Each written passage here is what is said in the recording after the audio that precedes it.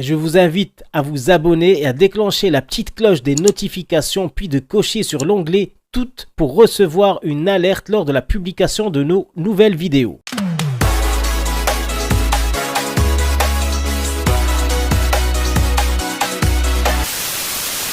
Niao les amis, j'espère que vous allez bien, que vos familles se portent bien. Aujourd'hui, vous allez découvrir un témoignage clé qui confirme, d'après certains, l'assassinat de la princesse Selma. Mais avant cela, je tiens à faire avec vous le point sur les dernières attaques que nous avons subies de la part des services policiers marocains aux ordres de la dictature en place. Ces fils de catin se pensent tout permis et n'ont aucune limite dans la diffamation, les fausses accusations, les poursuites judiciaires fallacieuses, le harcèlement et les insultes en tout genre. Les attaques étant quotidiennes et en nombre industriel, je vais vous sélectionner un petit florilège de ce qui a été dit et fait et surtout par qui, histoire de bien identifier ces traîtres pour qu'ils puissent rendre des comptes le moment venu. Honneur aux dames, si on peut appeler ça une dame, ou plutôt à ce mélange catastrophique entre une pomme de terre et une truie. Cet être hybride, né de l'alliance d'une patate et d'un cochon que nous appellerons patacochon. Ce monstre gélatineux, au cerveau ravagé par les mauvaises graisses, m'accuse d'avoir vendu des poupées gonflables aux Marocains, ainsi que des produits défectueux et que nous avons fui le Maroc, mon épouse et moi-même, pour ne pas payer nos impôts. وزوجها هو اللي كنيتو الفيلالي قبل ما يتضبطوا كانت هي وياه كيهربوا للمغرب المونيكات والتليفونات المضروبين، يعني المزورين. المونيكات كيبيعوهم لصحابهم، وملي حسات هي وراجلها ان القضيه فيها البينكا داروا شركه في هونغ كونغ باش يتهربوا من الضرائب. Toujours les mêmes accusations stupides auxquelles j'ai répondu dans une vidéo précédente dont je vous laisse le lien ici. Avant de passer aux autres croustilles, je tiens à informer cet immonde, obèse et informe excrément graisseux, esclave des renseignements alaouites, que si vraiment tu crois que je vends des poupées gonflables aux Marocains, tu devrais m'en commander une et l'utiliser à faire tes vidéos à ta place. La moins chère, la plus bas de gamme devrait largement te dépasser. Et en tout point, ça serait une révolution évidente, au point de vue esthétique, mais aussi au point de vue cérébral, intellectuellement. Je suis sûr que ces poupées en plastique, en plus de répartie, de charisme, de fierté et d'honneur, et devraient avoir des choses plus intéressantes à dire au peuple marocain que ta putride et graisseuse personne. Passons maintenant, si vous le voulez bien, à Mister Bouhali, que j'appellerai Bidafia, terme pour désigner le bouffon du roi Andalija. Cet esclave des temps modernes, adepte de la banane comme ses frères les singes de l'Atlas, région d'où nous vient se décérébrer, écrit des articles sur moi tous les jours, parfois plusieurs fois par jour. Il m'invente une vie, une nationalité, et son imagination ne cesse de lui souffler des histoires abracadabrantes me concernant, de la diffamation pagaille et des insultes à faire pâlir un rappeur de la côte ouest. J'imagine Abdeltaif Hamouchi lui jeter une banane à chaque article, ce qui peut expliquer cet acharnement à mon égard. Mais l'animal pousse le vice à aussi salir l'image de ma famille et de mon épouse. Et évidemment, ça mérite une réponse équivalente. Je me permets donc, comme tu te permets d'afficher ma famille, d'afficher la tienne. J'espère que tes enfants n'auront jamais à savoir quel genre de personne ignoble tu es. Ces innocents n'ont pas choisi d'avoir un esclave à la place d'un père qui devrait être normalement digne et fier. Ton chien, Rex, que tu aimes tant, sait-il que son maître, l'esclave soumis au renseignement marocain, a moins de courage et d'honneur que lui? Apparemment, Rex découvre toute la sombre vérité sur ce personnage avec cette vidéo. Les attaques du Marzen, comme dit auparavant, sont innombrables. Nous allons dégager d'un revers de main tous les pseudo-youtubeurs tapins qui ont raté leur vie et qui veulent se rattraper en faisant le buzz sur mon dos. Car pas le temps de les évoquer aujourd'hui, poussière de déchets. Nous les évoquerons un peu plus tard dans d'autres vidéos. Nous allons passer aussi assez rapidement sur une série de vidéos voulant retracer mon parcours, traduit dans une dizaine de langues, affiché dans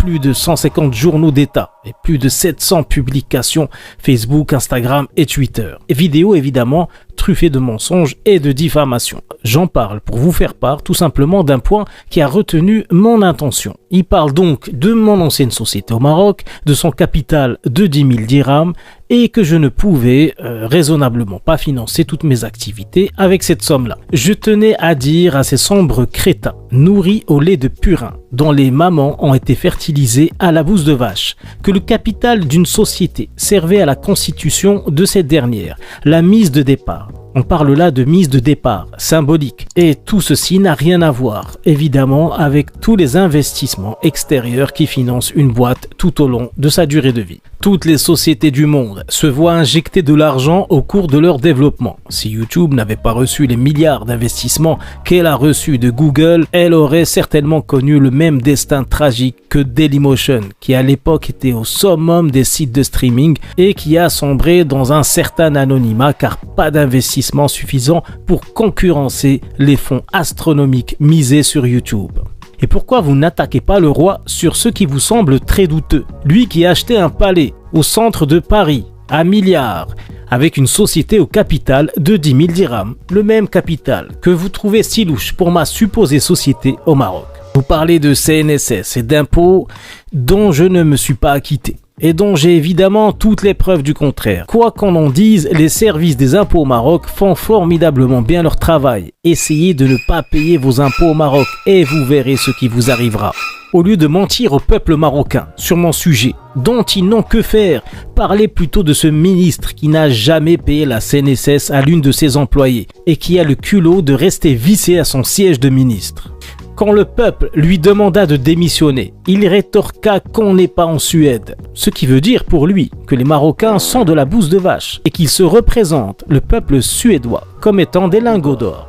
Je comprends mieux certains monadélines marocains, ces insoumis, ces dissidents, ceux qui insultent ces pervers à longueur de vidéo, car c'est vraiment le langage que vous méritez. Il a un langage ordurier pour des ordures. Vous avez attaqué ma famille en disant que le grand-père de mon épouse violait quotidiennement sa mère, rien que ça. Que mon père était sous les ordres de Monsieur El Basri, alors qu'il a subi un attentat à la voiture piégée pour ses idées dissidentes, qu'il est le premier caricaturiste marocain et le premier à avoir sorti des journaux privés détachés de tout organe étatique ou tout autre parti, ces nombres devant dépasser largement toutes les vues de tous les meilleurs youtubeurs marocains réunis.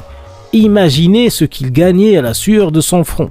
Il n'avait point besoin ni de l'argent de Basri ni de personne. C'est comme ça que vous rendez hommage à cet homme qui, parti de rien, a bâti un empire dans la presse et a fait travailler des milliers de gens. Au lieu de rendre hommage aux monuments du Maroc, vous les salissez dans votre presse puante.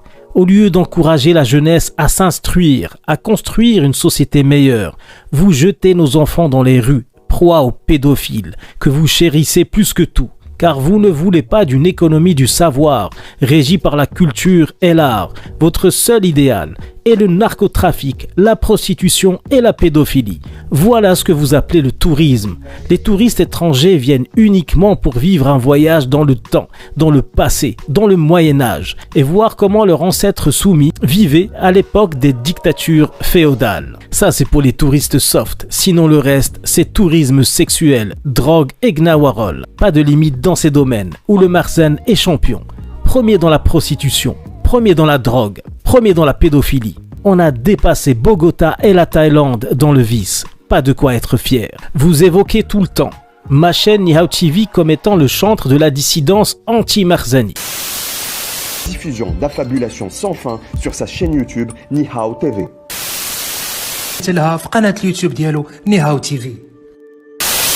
Comme si je faisais des millions de vues à chaque vidéo. Et vous dites que nul ne fait pareil à l'étranger, que c'est une honte de parler ainsi de son pays. Pourtant, le nombre de chaînes qui traitent de l'actualité de manière assez sceptique et assez dure sont légion. Et les États où ils habitent ne les poursuivent pas en justice, ni les harcèlent nuit et jour. Vous êtes obsédé par cette chaîne Nihao TV. Pourtant, j'en ai plusieurs autres et c'est l'occasion de faire ma propre publicité.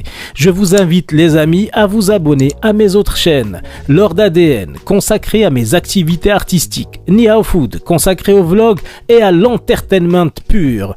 Parler de politique n'a rien d'incroyable, c'est un contenu comme un autre et si vous ne voulez pas l'admettre, cela vous regarde et votre psychiatre devrait vous faire admettre ce droit, cette chose naturelle qui devrait être un acquis pour tous les citoyens de tous les pays. La liberté d'expression est un droit fondamental. Passons directement aux choses sérieuses si vous le voulez bien et aux nouvelles plaintes judiciaires qui me sont tombées dessus ces derniers jours. Attachez vos ceintures, on est dans du lourd, du record mondial, du jamais vu. On va commencer rapidement par la première plainte de cette saison pré-estivale, faite par un sombre crétin au cerveau ravagé par la famine et la servitude, qui promet de se déplacer jusqu'en Chine, pays de mon ancienne résidence, pour nous y poursuivre via son association de tartuffes dégénérés pour motif de diffamation contre les institutions marocaines. Rien que ça. المسمات دنيا الفلالي هي والزوج ديالها او ما يصطلح عليهم بالكوبل الشنوي.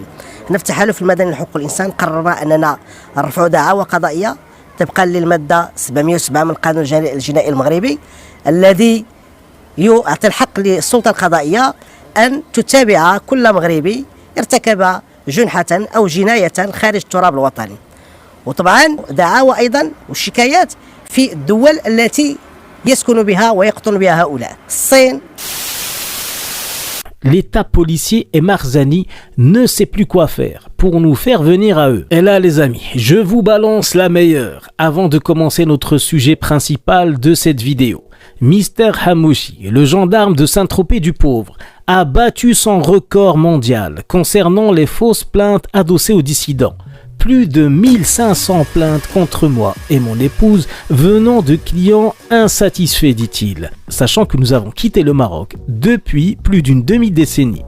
Ces chers clients fantômes, sortis tout droit de l'imagination ravagée par la coke et le poppers du gendarme de Saint-Tropez du Pauvre, ont attendu toutes ces années que j'ouvre une chaîne YouTube et que je fasse des vidéos qui déplaisent à la dictature en place au Maroc pour m'attaquer en justice. Bravo Mr Hamouchi, bravo.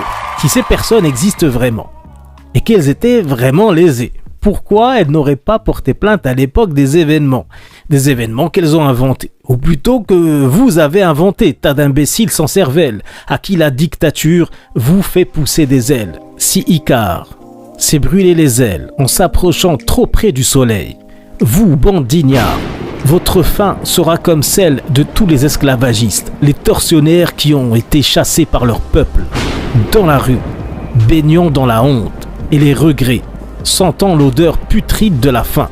Vous glacez les entrailles et les veines, ne sentant plus les coups, tellement la douleur est dépassée par la peur. Vous penserez à tout le mal que vous avez fait à ce pauvre peuple marocain qui n'a rien demandé de plus que de vivre dans la dignité, avoir des hôpitaux où se soigner, des écoles où s'instruire et un travail pour vivre tout simplement. Vivre dignement, ce que vous, dirigeants oppresseurs, avez refusé de faire, en volant, violant nos droits, en détournant l'argent du peuple pour votre seul intérêt, pour vos palais, pour vos salaires faramineux. Vous regretterez de ne pas être parti plus tôt. Filez à l'anglaise, tant qu'il est encore temps. Allez dans les pays qui vous ressemblent, les pays ennemis des peuples et de la démocratie.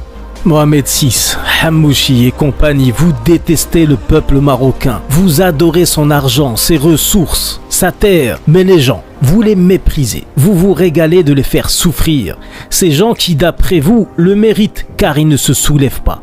Ils ne manifestent que peu. Vous êtes fiers d'avoir zombifié, abruti, écrasé tout un peuple qui n'a même plus la force de réclamer ses droits par peur d'être enfermé. Par peur de perdre les derniers deniers ridicules qui les tiennent en vie. Du thé et du pain, voilà ce que consomment la plupart des Marocains. Pendant que vous festoyez à longueur d'année, vous n'évoquez jamais cela. Vous préférez m'attaquer dans vos journaux. Vous n'avez tout simplement aucun principe. Bande de voleurs et d'escrocs que vous êtes. Le peuple marocain a des principes que vous ne pouvez avoir. Car pour piller et anéantir tout un peuple comme vous le faites, il faut être dénué de tout principe et éprouver une haine véritable contre les Marocains. Attendez encore un peu, ils vous le feront payer très cher. L'horreur sera à la hauteur de ce qu'ils ont subi. Ceci dit, pour clore ce sujet sur une note d'espoir et prouver ma bonne foi, Je vous fais une proposition, et je m'adresse bien là à la famille Alaouite et à ses sbires, car ce sont bien eux qui m'attaquent. Le gendarme de Saint-Tropez du pauvre n'est qu'un sombre exécutant, multimilliardaire peut-être, mais un sous-fifre néanmoins. Ma proposition est la suivante. Vous libérez tous les prisonniers politiques, distribuez 5000 dirhams par mois à tous les Marocains jusqu'à la fin de la crise du Covid. Vous offrez une couverture médicale à tous les citoyens marocains et prévoyez une peine sévère de prison à tous ceux qui ne payent pas leurs employés au SMIC, qui sera lui aussi augmenté à 5000 dirhams. Je vous promets alors de me taire à tout jamais vous concernant et de ne plus jamais évoquer vos magouilles. Évidemment, cette offre a une durée limitée dans le temps. Je vous laisse 7 jours, une semaine. Si cela se fait, bingo! La seule chaîne dissidente en français, en langue comprise par vos maîtres et vos partenaires, Antrelwed, ne parlera plus de vous. Si dans ce délai, rien n'est fait, je m'engage très solennellement à poursuivre en justice, au plus haut niveau, les responsables de cet harcèlement judiciaire, fausses accusations et cyber-torture. J'accuse Abdeltef Hammouchi ainsi que ses sous-fifres et le roi du Maroc en personne. Car oui, c'est bien sous ses ordres que tous ces méfaits sont pratiqués. Je m'engage aussi à ce que tous les responsables des médias à leur ordre payent le prix fort. Je rappellerai avant de clore ce chapitre que tous les éléments diffamatoires, de fausses accusations à mon encontre, véhiculés par ces abjects personnages au quotidien, sont envoyés tous les jours aux ONG dont c'est le métier de vérifier les crapuleries des pays dénoncés, ainsi qu'à toute la presse internationale. Rappelez-vous de cette vidéo, je vous avais averti de mes intentions, de m'occuper de vous sur le plan international. C'est ce qui a été fait. Et voyez le résultat depuis. En attendant votre réponse, passons au sujet principal de cette vidéo, la confirmation par la DST de la disparition de la princesse Lala Salma. Pour être plus précis, nous allons parler du témoignage d'un ancien des services secrets marocains, Mohamed Boukous, de la version qu'il défend sur la disparition de la princesse, ou plutôt, comme il le dit, de son meurtre. Mohamed Boukous dit très clairement que la princesse Salma fut assassinée et enterrée dans le jardin de l'un des palais à Rabat. Nous avions évoqué cette théorie dans une précédente vidéo sur le sujet. Mais aujourd'hui, nous allons nous pencher sur les détails des faits. Avant de commencer, je tenais aussi à signaler que la version que vous allez découvrir a été aussi défendue par le youtubeur Tariq Yassine, qui prétend avoir d'autres sources fiables qui confirment celle de l'ancien agent secret marocain. L'histoire, comme le raconte Boukous, est la suivante. Lors d'un dîner au Palais Royal, où assistaient la princesse Selma, ses deux enfants, Khadija et Hassan, ainsi que la sœur du roi, la princesse Hasna, et le roi lui-même. Toujours d'après M. Boukous, Selma fut prise d'une colère noire contre le roi, de par ses sorties en public avec son supposé amant Abou Zaïtar, l'homme qui d'après les médias serait l'un de ses amants. Abou est dans une crise de nerfs, d'hystérie. Elle finit par hurler au roi une insulte lui signifiant son homosexualité. Ce dernier cria aux gardes présents ce soir-là de raccompagner son épouse de force dans ses locaux. Effondrée, blessée dans son ego, elle prit son pistolet de poche et dans un acte désespéré, elle tira une balle dans la jambe du roi. La princesse Hasna, pour défendre son frère, ne se fit pas attendre pour lui rétorquer une balle en pleine tête. Ce qui reviendrait quelque part à de la légitime défense si cette version venait à être confirmée. Monsieur Boukous finit cette histoire avec l'enterrement de la princesse dans le jardin d'un des palais à Rabat, après son passage à l'acide pour faire disparaître toute trace de chair. L'ancien des services secrets marocains corrobore cette histoire avec la fameuse photo du roi à l'hôpital qui a choqué tout le royaume. Toute la famille royale était au chevet du roi qui, d'après eux, aurait subi une chirurgie du cœur. Monsieur Boukous dément ces faits et dit très clairement qu'il a été hospitalisé pour la balle qui lui a été tirée dans la jambe par la princesse Selma. Princesse qui n'est d'ailleurs pas sur la photo et qui a très mystérieusement disparu de la scène publique depuis. D'après lui aussi, une personne ayant subi une chirurgie du cœur doit avoir un dispositif de sécurité bien plus important et que jamais les médecins n'auraient permis à quiconque de s'appuyer sur une zone aussi sensible comme on peut voir sur la photo. Encore une fois, tout ceci n'est que théorie. et n'en sont responsables que les personnes qui affirment ou confirment cette dernière. Et pour ceux qui disent qu'il n'y aurait pu avoir de témoins du meurtre car ils auraient tous été assassinés, je rappelle que vivent dans le palais une infinité de servants, de gardes, d'esclaves, oui d'esclaves, l'esclavagisme n'est pas encore aboli au sein du palais. Ils ont le devoir de silence, quoi qu'il arrive, même si certains d'entre eux se seraient défaits de leur obligation et ont pu ainsi confesser l'innommable. Ce qui est sûr et certain, c'est que depuis 2017, personne n'a en sa possession la preuve irréfutable que la princesse Selma est vivante. Et pourtant, il serait très simple que cette dernière réfute ces accusations morbides dont toute la presse internationale se fait actuellement l'écho. Je finirai cette vidéo avec un message à ceux qui se croient surpuissants et qui nous regardent de haut, et à ceux qui me demandent d'abandonner notre combat pour notre honneur, de ne plus nous défendre face aux attaques du Marzen, que nous ne sommes rien devant leur puissance et leur majesté. Je leur répondrai par un adage africain qui dit en substance: si vous vous croyez fort et invincible, essayez de dormir avec 2 minuscules moustiques enfermés avec vous dans une pièce dans le noir. Cette vidéo est maintenant terminée. Merci de l'avoir suivie. Je vous invite évidemment à la liker, à la partager et surtout à laisser en commentaire votre avis sur la mystérieuse disparition de la princesse Selma et votre réaction aux attaques que nous subissons de la part de ces enfants du Shaitan. Sur ce, je vous dis à très vite sur Ni Hao TV.